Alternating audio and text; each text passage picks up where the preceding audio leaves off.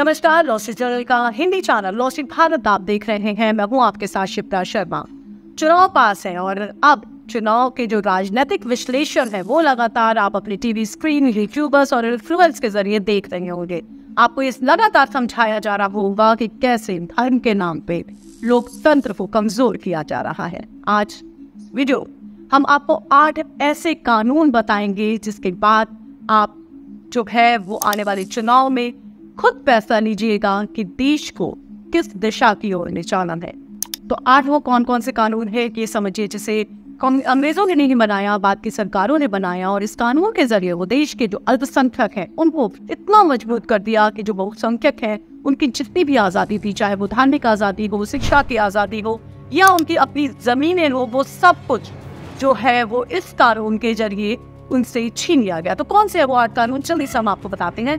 पहला है आर्टिकल 25, 28, 30 1950 में से लागू किया गया। उसके बाद आया HRCE एक्ट 1951 में। सेक्युलरिज्म जो है वो 1975 में आया। उसके बाद आया सेक्युलरिज्म एक्ट जिसे जोड़ा गया 1992 में। POW एक्ट 1991 और वक्फ एक्ट 1995। राम सेतु एफिडेविट 2007। तो आर्टिकल 25 जिसके जरिए कांग्रेस सरकारों ने हमारे भारत में, हमारे देश में धर्मांतरण को वैध करार कर दिया। और धर्मांतरण जब वैध हो गया, जब धर्मांतरण पर कानून का ठप्पा लग गया, तो उसके बाद किस तरीके से जो धर्मांतरण का खेल भारत में खेला जाने लगा वो किसी से छुपा नहीं है। किस तरीके से जो बहुसंख्यक आबादी है वो कानूनी रूप से वो है कन्वर्ट होती चली गई। फिर आया आर्टिकल 28। आर्टिकल 28 के जरिए पिछली सरकारों ने जो हमारे देश के बहुसंख्यक है उनसे जो उनकी धार्मिक शिक्षा की आज़ादी है उसको छीन लिया। लेकिन वही आर्टिकल 30 जो है वो देश का जो अल्पसंख्यक है उसको ये पूरी आज़ादी देता है कि वो अपने मदरसे, अपने मिशनरी के जरिए अपनी धार्मिक शिक्षा का प्रचार प्रसार कर सकें। तो आर्टिकल 25, 28 और 30 को समझा आपने। गुरुकुल जो पद्धति थी हमारे देश की उसमें तो ताला लग ही गया। विश्वविज्ञान, गुरु शिष्य परंपरा वो भी खत्म हो गई। लेकिन ये जो सरकारें थी ये यही नहीं। आगे और सुन, 1951 में आया रिलीजियस एंडोमेंट एक्ट। सरकारों का जो मकसद था वो ये था कि जो भी मंदिर में, हमारे हिंदुओं के मंदिर में चढ़ावा चढ़ता है वो चढ़ावा राज्य सरकारें है। मतलब कि जो मंदिरों के रख रखाव है या जो धर्म का प्रचार प्रसार है उन पैसों के द्वारा वो भी खत्म हो गया। और ये जो पूरी हिंदू धार्मिक व्यवस्था है वो एक तरीके से गरीब और अव्यवस्थित दिखने लग गई। और ऐसा ही हुआ जो फिर बची खुची जो कसर थी वो हिंदू कोड बिल के साथ छेड़छाड़ करके कर दी गई। लेकिन वही जो मुस्लिम पर्सनल लॉ बोर्ड था उसको टच नहीं गया। फिर आया 1954 जहाँ विशेष विवाह अधिनियम को लागू किया गया। क्या था ये कानून?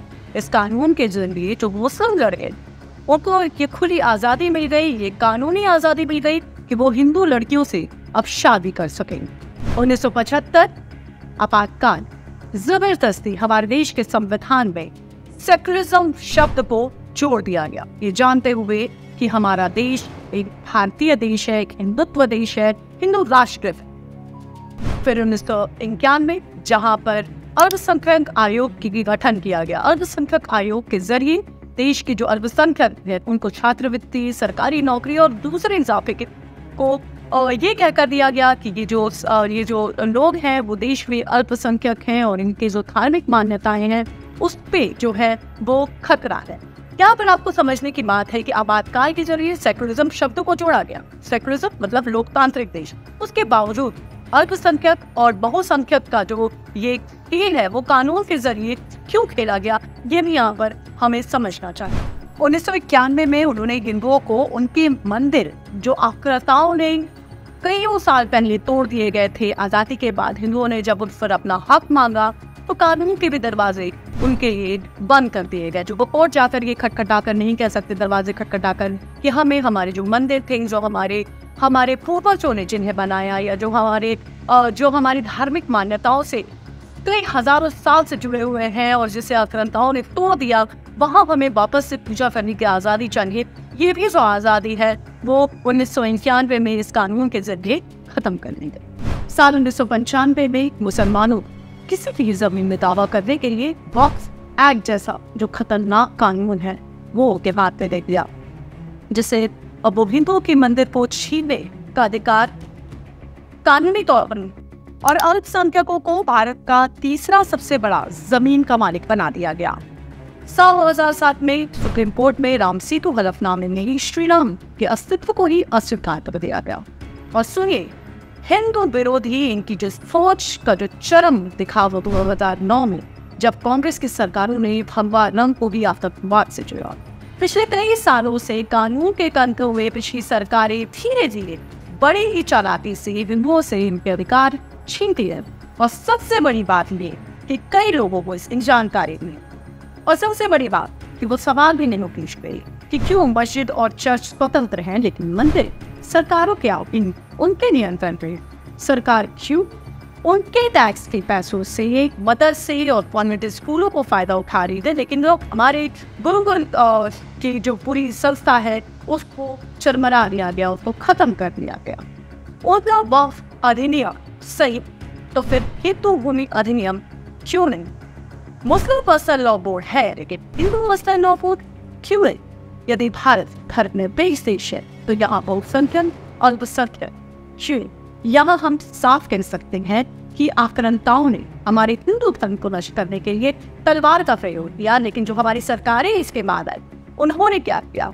उन्होंने हमारे देश को संविधान के जरिए अधिनियमों के जरिए तोड़ दिया। जहाँ तलवार विपद रही वहाँ संविधान ने इस काम को कर 70 साल तक ऐसी सरकारों पर विश्वास किया, हमने वोट दिया और जिसकी भारी कीमत देश के बहुसंख्यक को चुकानी थी। आज भारत विश्व पटल पर उभरा है तो सिर्फ अपनी संस्कृति और सभ्यता के कारण। राम मंदिर का शिलान्यास याद होगा, कैसे लोगों की आंखें भर आई। ये है हमारी संस्कृति जिसे हमें संभालना ही नहीं बल्कि संवारना भी है। मानसिकता गुलामी की नहीं बल्कि शिवाजी और महाराजा प्रताप जैसी रखनी है। उनके शासनकाल में उनका शासन कभी भी गुलामी के दौर से नहीं गुजरा। आज हमारे पास एक गतिशील प्रधानमंत्री हैं जिनके हाथों को तब तक मजबूत करने की आवश्यकता है जब तक हम दुनिया को तलवार से नहीं बल्कि जो हमारी संस्कृति वसुधैव कुटुंबकम उससे ना जीते। तो फैसला आपका है कि गुलाम मानसिकता या फिर विश्व। आपको ये वीडियो पसंद आया तो हमारे चैनल को ज्यादा से ज्यादा सब्सक्राइब करें, ज्यादा से ज्यादा लोगों के साथ शेयर करें। नमस्कार।